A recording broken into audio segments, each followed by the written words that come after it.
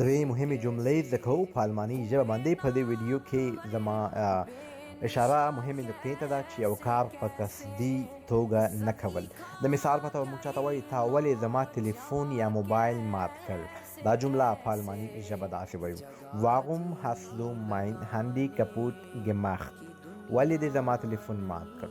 موږ بیا چاته وایو چې کوم کار موږ قصدن نه وي کړي، دا ما په قصدي توګه نه ده کړی. دا جمله په الماني ژبه داسې وایو: Ich habe das nicht mit Absicht gemacht. Ich habe das nicht mit Absicht gemacht. Absicht وایي قصدن.